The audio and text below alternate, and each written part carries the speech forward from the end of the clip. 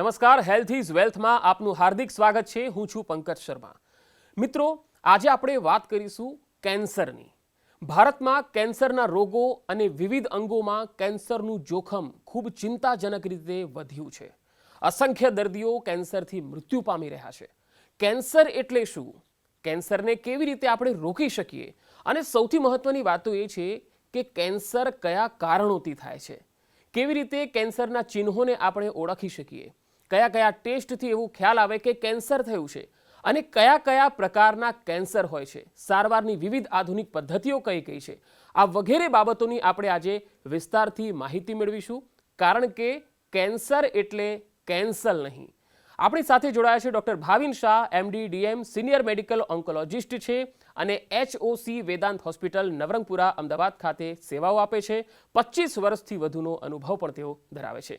Doctor Bhavin sir, આપનું સ્વાગત છે હેલ્થ ઇઝ વેલ્થમાં. નમસ્તે દર્શક મિત્રો.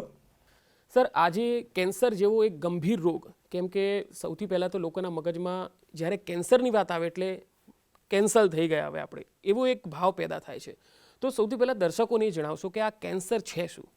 આપણા શરીરના દરેક કોષો કન્ટિન્યુઅસલી મલ્ટીપ્લાય થતા હોય, એટલે એકમાંથી 2 કોષ બને, 2માંથી 4 કોષ બને, ઉંમરલાયક કોષો નાશ પામે. જ્યારે આ કોષો અમર્યાદિત પ્રમાણમાં વધવા માંડે ત્યારે એ કેન્સરની ગાંઠ તરીકે જોવા મળતા હોય છે. હવે આ કેન્સરની ગાંઠ જો સોલિડ ઓર્ગનમાં થાય, એટલે કે સ્તનમાં, ફેફસામાં, અન્નપિંડમાં, આંતરડામાં, તો એને સોલિડ ટ્યુમર કહેવામાં આવે છે.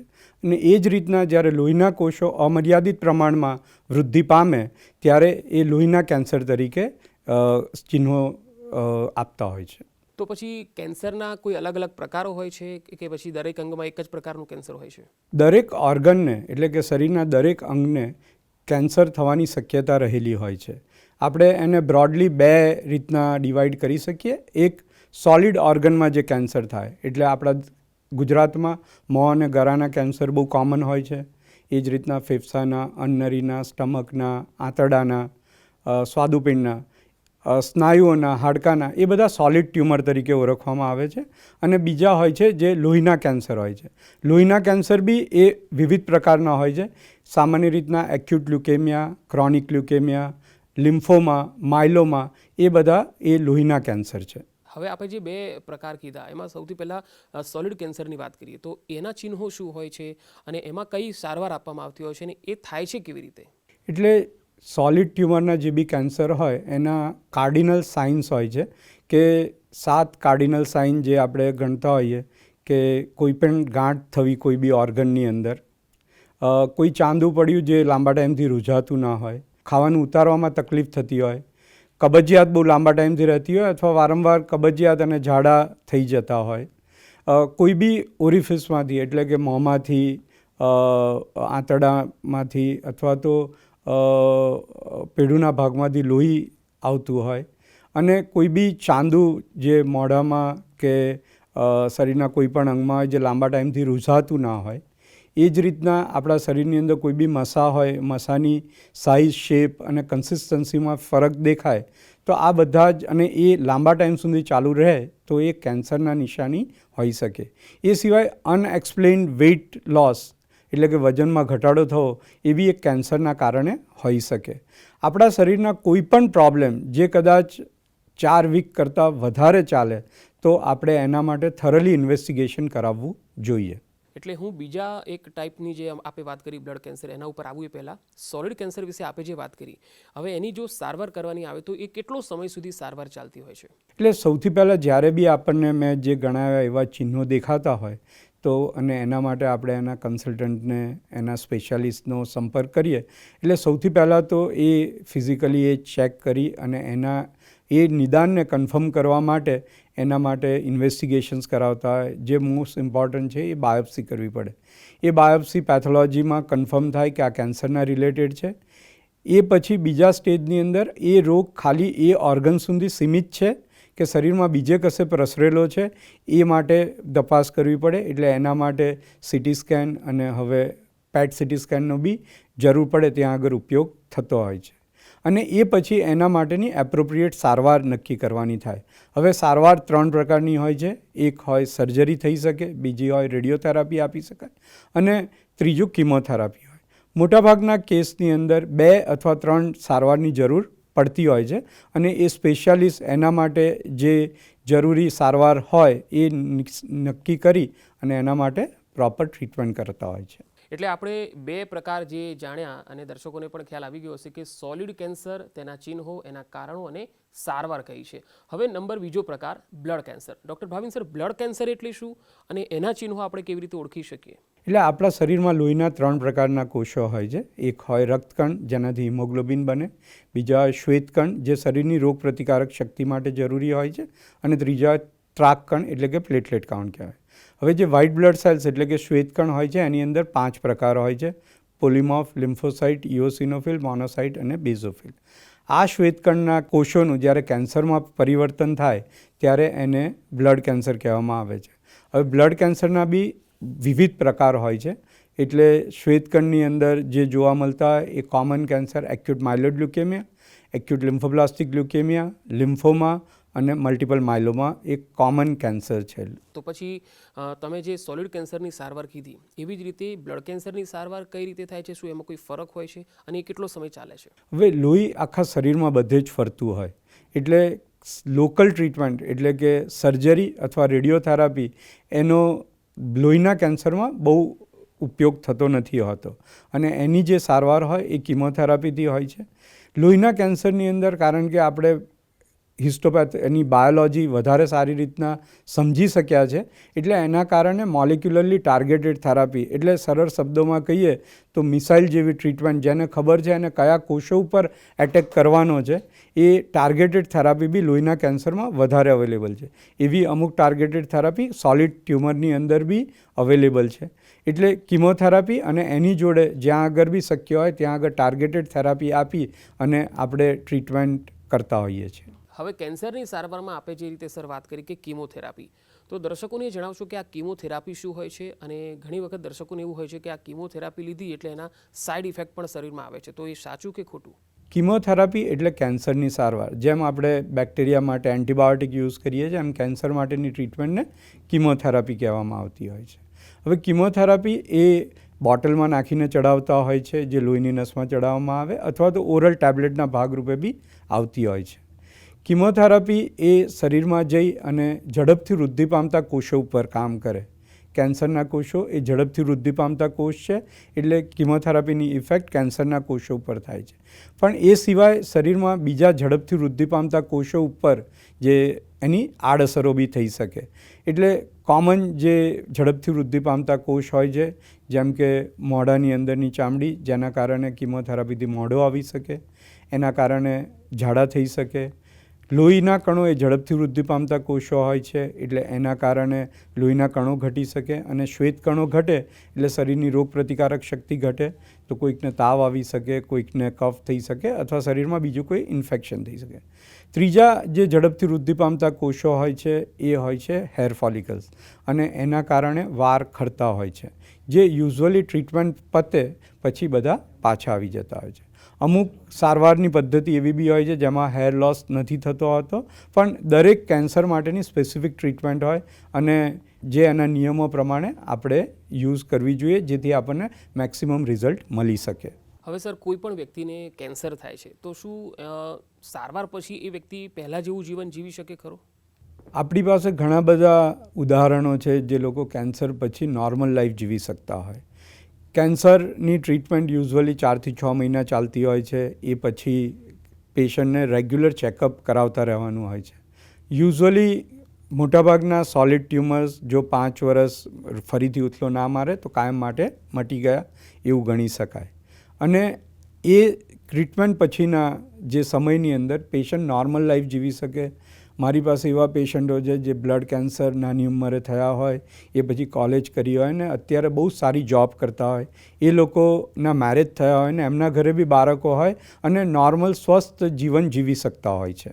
પણ રેગ્યુલર ચેકઅપ કરાવવું જરૂરી હોય છે કારણ કે કોઈક પેશન્ટને શરૂઆતના અમુક ટાઈમમાં રોગ ફરીથી ઉથલો મારી શકે છે. હવે સર બીજો એક મહત્વનો સવાલ કે કેન્સરને નિદાનમાં કદાચ મોડું થાય. ઘણી વખત એવું થાય છે કે દર્દીને ખ્યાલ નથી આવતો કે એને કેન્સર છે અને જ્યારે નિદાન થાય ત્યારે ખબર પડે કે એ ત્રીજા સ્ટેજનું છે. તો આવા કિસ્સામાં જ્યારે ત્રીજા સ્ટેજ પર પહોંચી જાય તો એનું આયુષ્ય સારવારથી વધારી શકાય કે પછી એ નુકસાન જ થાય એને? એટલે સોલિડ ટ્યુમરની અંદર 4 પ્રકારના સ્ટેજ હોય છે. જો રોગ ખાલી એ ઓર્ગન પૂરતો જ સીમિત હોય તો એ પહેલા સ્ટેજનું કેન્સર કહેવાય, જે બહુ અર્લી સ્ટેજની અંદર હોય છે અને એમાં ક્યોર રેટ બહુ સારા હોય છે. એ જ રીતના સૌથી એડવાન્સ ડિઝીઝ એ સ્ટેજ 4 કેન્સર કહેવાય, જે એક જગ્યાએથી બીજી જગ્યાએ પ્રસરી ગયેલું હોય. અને ત્રીજા સ્ટેજના કેન્સરની અંદર એ કેન્સર એની જગ્યા સિવાય એની આજુબાજુના ઓર્ગન અને લસિકા ગ્રંથિ એટલે કે લિમ્ફ નોડની અંદર સ્પ્રેડ થયેલું હોય. દરેક સ્ટેજ પ્રમાણે એની સ્પેસિફિક ટ્રીટમેન્ટ હોય છે. હવે એકવાર રોગ ફરીથી એક જગ્યાએથી બીજી જગ્યાએ સ્પ્રેડ થઈ ગયેલો હોય તો એને કદાચ કાયમ માટે મટાડી દેવો મુશ્કેલ હોય છે. પણ જો આપણે કેન્સરની સારવાર કરીએ, એનાથી કેન્સર કંટ્રોલમાં આવે તો આપણે ડેફિનેટલી કેન્સરના રિલેટેડ થતા પ્રોબ્લેમ્સ ઓછા કરી શકીએ અને આયુષ્યની અંદર વધારો કરી શકતા હોય છે. હવે નવી modality of treatment, targeted therapy, immunotherapy, એ બધી સારવારના કારણે લગભગ ચોથા સ્ટેજની અંદર બી અમુક પેશન્ટ 5 વર્ષનું આયુષ્ય ભોગવી શકે છે. ડૉક્ટર ભાવિન સર, હવે કેન્સર થવાના કારણો જો આપણે ગણીએ તો વન બાય વન કયા કયા કારણો તમે ગણાવશો અને આ કેન્સર થાય છે કેમ? હવે કેન્સર, જે મેં પહેલાં બી કીધું કે શરીરના બંધારણમાં અમુક ફેરફાર થાય અને કોષ અમર્યાદિત પ્રમાણમાં વધવા માંડે તો એ કેન્સરમાં પરિવર્તન થાય છે. કેન્સર થવા માટેના કોમન કારણોમાં તમાકુનો યુઝ કોઈપણ પ્રકારમાં, આલ્કોહોલનો યુઝ, અમુક કેન્સર વાયરલ ઇન્ફેક્શનના કારણે થાય છે, જેમ કે hepatitis B, hepatitis C, HIV ઇન્ફેક્શનના કારણે, ઇપ્સિન-બાર વાયરસના કારણે કેન્સર થઈ શકે. એ સિવાય અમુક કેન્સર, એસ્પેશિયલી બ્રેસ્ટ, ઓવરી, આંતરડા, એ બધાના કેન્સર એ આનુવંશિક હોય છે, એટલે હેરિડિટરી આવી શકે. એ સિવાય કોઈ પણ ઇરિટેશન જે આપણને લાંબા ટાઈમથી થતું હોય, જેમ કે જીભની અંદર દાંત કન્ટિન્યુઅસલી ત્યાં આગળ અડ્યા કરતો હોય અને એના કારણે ચાંદુ પડે તો એ ભવિષ્યની અંદર કેન્સરમાં પરિવર્તન થવાની શક્યતા રહી શકે. અને ઓવરવેઇટ, સેડેન્ટરી લાઇફસ્ટાઇલ અને પેસ્ટિસાઇડ્સનો ઓવર યુઝેજ એ બી એક કેન્સરના કોમન કારણોમાં ગણી શકાય. બિલકુલ. હવે સર, તમારી પાસે 25 વર્ષથી પણ વધારેનો અનુભવ છે. તમારી પાસે ઘણા બધા કેન્સરના દર્દીઓ પણ આવ્યા છે. તો તમારા ધ્યાનમાં સૌથી વધારે કયા કેન્સર આવી રહ્યા છે અત્યારે ગુજરાતમાં ખાસ કરીને? એટલે દરેક એરિયાની એક પર્ટિક્યુલર પ્રિવેલન્સ કેન્સરના જોવા મળતા હોય છે. ગુજરાતની અંદર તમાકુનો યુઝેજ બહુ જ પુષ્કળ પ્રમાણમાં થઈ રહ્યો છે. તમે સૌરાષ્ટ્રમાં જાઓ તો તમને સામાન્ય માણસ બી માવો ઓફર કરે અને તમને એમ કહે કે જો તમે ના લો તો એમને ખોટું લાગી શકે.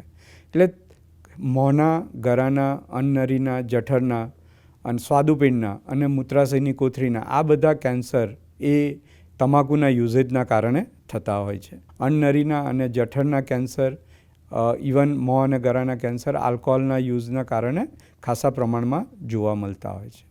બીજું, પેસ્ટિસાઇડ્સના યુઝેજ જે વધી રહ્યો છે એના કારણે દરેક પ્રકારના કેન્સરના ઇન્સિડન્સ જે પહેલાં કરતાં ઘણા વધી રહેલા છે. અને કદાચ આપણે સમાજમાં બહુ કોમનલી સાંભળતા હોઈએ કે ઘણા બધા દરેક સોસાયટીમાં કે દરેક સિટી એરિયાની અંદર તમે જો વાત કરો તો કેન્સરના ઇન્સિડન્સ એ વધી જ રહ્યા હોય છે.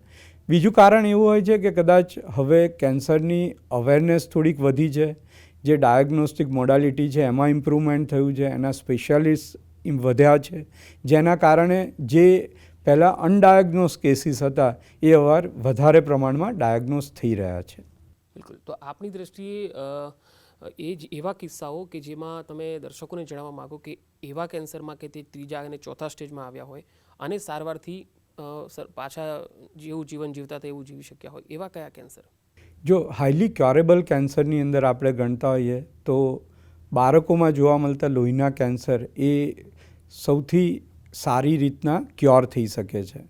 એ સિવાય ટેસ્ટિસ એટલે કે શુક્રપિંડના કેન્સર અને યુવરાજ સિંહ આપણી પાસે એક ઉદાહરણ બી છે, એ one of the highly curable malignancy છે. બ્રેસ્ટ ઓવરિયન મેલિગ્નન્સી અને અમુક પ્રકારના લોહીના કેન્સર એ બહુ સરસ રીતના મટી શકતા હોય છે.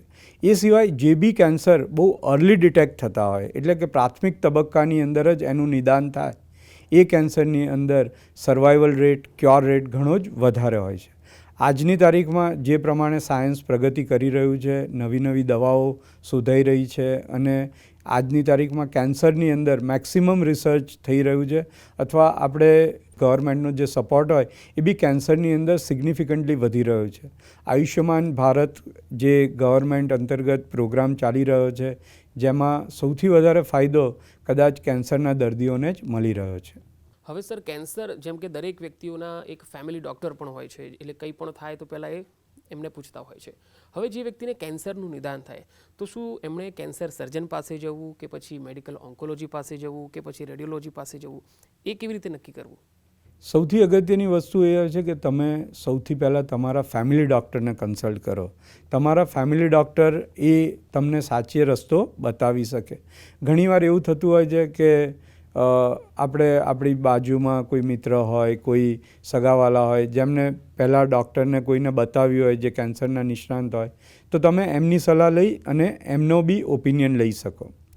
હવે કેન્સરમાં અલગ અલગ પ્રકાર હોય છે, જેમ કે સોલિડ ટ્યુમર, જ્યાં આગળ કદાચ સર્જરી કરવાની જરૂર પડે, બ્લડના કેન્સર, જ્યાં આગળ સર્જનનો કોઈ રોલ નથી હોતો. એટલે એવા સંજોગોની અંદર અમારી દૃષ્ટિએ સૌથી પહેલાં મેડિકલ ઓન્કોલોજિસ્ટનો સંપર્ક કરવો જોઈએ, કારણ કે આજની તારીખમાં દરેક કેન્સરની અંદર સૌથી ઇમ્પોર્ટન્ટ ટ્રીટમેન્ટ એ કીમોથેરાપી છે. અને મેડિકલ ઓન્કોલોજિસ્ટ તમને ગાઈડ કરતા હોય છે કે આ કેન્સર માટે કયા સારા સર્જન છે, કારણ કે હવે સુપર સ્પેશિયાલિટીના જમાનામાં દરેકની એક સ્પેશિયલાઇઝેશન થવા માંડ્યું છે. જે લોકો મોં અને ગળાના કેન્સરની સારી રીતના સર્જરી કરતા હોય, એ ફેફસાના કેન્સરની સારી રીતના સર્જરી ના કરી શકે, અને એ જે ફેફસાના સર્જન હોય એ લોકો આંતરડાના કે અન્નપિંડના કેન્સરની સારી સર્જરી ના કરી શકે. એટલે મેડિકલ ઓન્કોલોજિસ્ટ તમને ગાઈડ કરી શકે કે તમે આ સર્જન પાસે જાઓ જે તમને સૌથી સારું રિઝલ્ટ આપી શકે. હવે સર, અત્યારની જે ફાસ્ટ લાઈફ છે એ આ કેન્સરને પેદા કરવામાં કેટલી જવાબદાર તમે માનો છો? જેમાં ખાણીપીણી હોય કે બેઠાડું જીવન હોય કે પછી કોઈ પ્રકારની શારીરિક શ્રમ ન હોય, તો એ કેન્સર માટે કોઈ જવાબદાર હોઈ શકે ખરું? ડેફિનેટલી. ઓબેસિટી અને કેન્સર એ ઓફન કોરિલેટ થયેલી કોઝ છે. એટલે ઓબેસિટી અથવા તો વધારે વજન હોવું એ કેન્સર જવા માટે કોમન જવાબદાર કારણ છે. એ સિવાય અત્યારની જનરેશનને દરેક વસ્તુ ફાસ્ટ ફૂડ જે આનંદ આપે, આલ્કોહોલ, ટોબેકો યુઝેજ, એ બધામાં બી ખાસો ઇન્ટરેસ્ટ હોય છે. બીજું, જેટલી આપણું ઓરિયન્ટેશન આનંદ પ્રમોદ માટેનું છે, એટલું આપણે હેલ્થ માટેનું ઓરિયન્ટેશન હોતું નથી. અને ઘણીવાર આપણે ઘણા બધા સિમ્ટમ્સ એ નિગ્લેક્ટ કરતા હોઈએ છીએ, જે માટે આપણે તાત્કાલિક ડૉક્ટરનો કન્સલ્ટ કરવો જોઈએ. ઘણીવાર આપણે એવું વિચારીએ છીએ કે કેન્સર એ નાની ઉંમરના પેશન્ટોમાં ના જોવા મળે, પણ અમારી પાસે ઘણા બધા યંગ પેશન્ટ કે જે ફેફસાના કે આંતરડાના પ્રોબ્લેમથી હેરાન થઈ રહ્યા હોય, એ અમારી પાસે આવતા હોય છે. બીજું ઇમ્પોર્ટન્ટ જે સ્ટેટિસ્ટિકલી ઓબ્ઝર્વેશન છે કે આપણા દેશની અંદર વેસ્ટર્ન કન્ટ્રીઝ કરતાં કેન્સર થવાનું પ્રમાણ 10 વર્ષ પહેલાં હોય છે, અને યુઝ્યુઅલી એ એડવાન્સ સ્ટેજની અંદર ડિટેક્ટ થતું હોય છે. એટલે આપણા દેશની અંદર કેન્સર સ્ક્રીનિંગનો એ બહુ પ્રોપર વેની અંદર યુટિલાઇઝેશન થતું નથી. કેન્સર સ્ક્રીનિંગ એટલે કે તમે બહુ જ અર્લી સ્ટેજની અંદર કેન્સર ડિટેક્ટ કરી શકો, જ્યારે કેન્સર રિલેટેડ તમને કોઈ સિમ્ટમ્સ ના હોય. અને બ્રેસ્ટ કેન્સર, ગર્ભાશયના મુખનું કેન્સર એટલે સર્વાઇકલ કેન્સર, પુરુષોમાં પ્રોસ્ટેટનું કેન્સર અને આંતરડાના કેન્સર, એ કેન્સરના સ્ક્રીનિંગ પ્રોગ્રામના ભાગરૂપે બહુ અર્લી ડિટેક્ટ થઈ શકતા હોય છે. ઘણા ફેમિલી એવા હોય છે કે જેની અંદર એક અથવા વધુ લોકોને કેન્સરના ઇન્સિડન્સ જોવા મળતા હોય, અને એવા પેશન્ટ્સની અંદર હેરિડિટરી કેન્સર હોવાની શક્યતા વધારે હોય. એટલે એમના ફેમિલી મેમ્બરે કેન્સર માટે જીનેટિક કાઉન્સલરનો એડવાઇસ લઈ અને એના માટેના રેગ્યુલર ચેકઅપ કરાવતા રહેવા જરૂરી હોય છે. એટલે સર, અત્યારે તો આધુનિક મેડિકલનો યુગ છે, એટલે આપણે એવું કહી શકીએ ખરા કે કેન્સર એટલે કેન્સર નહીં? ડેફિનેટલી. આમ આપણે સ્ટેટિસ્ટિકલી ઇન્સિડન્સ જોઈએ તો દર 9 માણસે એક માણસને કેન્સર થવાની શક્યતા રહેલી હોય છે અને દર વર્ષે કેન્સરના પ્રિવેલન્સ એટલે કે નવા પેશન્ટ્સ એ વધતા જતા હોય છે. પણ એની સામે એની ટ્રીટમેન્ટ બી ઇમ્પ્રૂવ થઈ રહેલી છે. આપણે જો મેડિકલ ઓન્કોલોજીની અંદર જોઈએ તો પહેલાં સાઇટોટોક્સિક કિમોથેરાપી હતી કે જે કેન્સરના કોષોને મારવા માટે યુઝ થતી હતી. હવેના જમાનામાં ટાર્ગેટેડ થેરાપી છે, જેમને ખબર છે કે આ કારણ છે કેન્સર થવા માટેનું અને દવાઓ એ કારણ ઉપર જ કામ કરે જેથી એની સાદા કોષો ઉપર આડઅસરોને એ બધું ઓછું કરી શકાય છે. ઇમ્યુનોથેરાપી હવે નવી મોડાલિટી ઓફ ટ્રીટમેન્ટ છે. એ શરીરની ઇમ્યુન સિસ્ટમના કોષોને સ્ટિમ્યુલેટ કરે અને ઇમ્યુન સિસ્ટમના કોષો એ કેન્સરના કોષોને મારવામાં મદદ કરતા હોય છે, જેની સાઇડ ઇફેક્ટ બી ઓછી છે અને રિઝલ્ટ બી અમુક કેન્સરની અંદર બહુ જ સારા જોવા મળે છે. જેના કારણે આપણે ક્યોર રેટ વધારી શક્યા છે, આપણે પેશન્ટોને રિઝલ્ટ સારું આપી શક્યા છે, આપણે એમનું સર્વાઈવલ વધારી શક્યા છે અને ઓવરઓલ આપણે જો અર્લી ડિટેક્ટ કરીએ તો number of patients which can be cured by the treatment એ બી ઘણા જ વધારે માત્રામાં વધારી શકાય.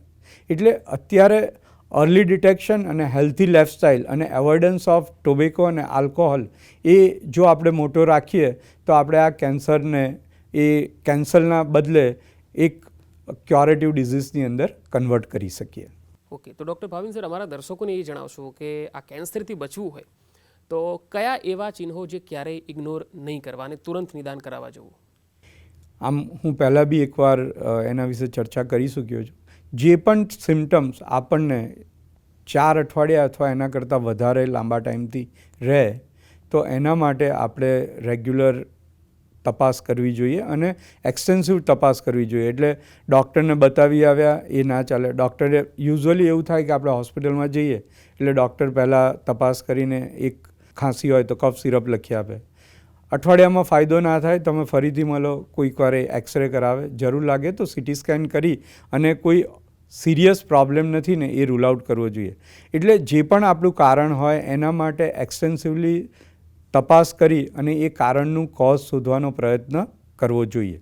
બિલકુલ. હવે દેશમાં સર વર્લ્ડ કેન્સર ડે નિમિત્તે જાગૃતિ અવેરનેસના ખૂબ જ કાર્યક્રમો થઈ રહ્યા છે, ત્યારે આપ આ દિવસે અમારા દર્શકોને જાગૃતિનો શું મેસેજ આપવા માગશો? આ વખતના વર્લ્ડ કેન્સર ડે જે 4 ફેબ્રુઆરીના દિવસે મનાવવામાં આવે છે એનો જે મોટો છે અથવા તો એનો જે ટેગલાઇન છે એ close the gap of cancer care એ છે. આપણે જાણીએ છીએ કે ઇન્ડિયામાં ડાયવર્સિટી બહુ છે. એક ગ્રુપ ઓફ પેશન્ટ્સ છે જે લોકો વર્લ્ડની કોઈ પણ ટ્રીટમેન્ટ અફોર્ડ કરી શકે છે, એક ગ્રુપ ઓફ પેશન્ટ છે જે કોઈ જ ટ્રીટમેન્ટ અફોર્ડ નથી કરી શકતા અને એક group in between A treatment કરાવતા હોય છે. તો સૌથી પહેલાં આપણે કહીએ કે કેન્સર થાય છે કેમ, તો જે કેન્સરના કોમન કોઝેટિવ ફેક્ટર્સ છે જેમ કે તમાકુનો યુઝ, આલ્કોહોલનો યુઝ, વેઇટ ગેઇન, રેગ્યુલર બેઠાડું જીવન એ બધું અવોઇડ કરવું જોઈએ, એક્સરસાઇઝ કરવી જોઈએ, હેલ્ધી ડાયટ લેવો જોઈએ, રેગ્યુલર હેલ્થ ચેકઅપ કરાવતા રહેવું જોઈએ અને કોઈ પણ આપણને પ્રોબ્લેમ જે લાંબા ટાઈમથી ચાલે એના માટે એક્સટેન્સિવલી તપાસ કરવી જોઈએ. તો આજના આ કાર્યક્રમમાં આપણે વાત કરી કેન્સર શું છે, કેન્સર કેવી રીતે થાય છે, એના ચિહ્નો શું છે અને એની સારવાર શું છે. ડૉક્ટર ભાવિન સર, આપે આજે ખૂબ જ વિસ્તૃત અને ઊંડાણપૂર્વક માહિતી આપી, એ માટે આપનો ખૂબ ખૂબ આભાર. નમસ્તે દર્શક મિત્રો. તો દોસ્તો, આશા છે કે આજના આ કાર્યક્રમ થકી આપને કેન્સર એટલે શું, એની સારવાર શું, કારણો શું, કેવી રીતે એનાથી બચી શકાય, આ તમામ બાબતોની માહિતી આપને મળી ગઈ હશે અને આપના જે મૂંઝવતા સવાલો હશે એના જવાબો પણ આપને મળી ગયા હશે. તો આજના હેલ્થ ઇઝ વેલ્થના કાર્યક્રમમાં અત્યારે આટલું જ. નમસ્કાર.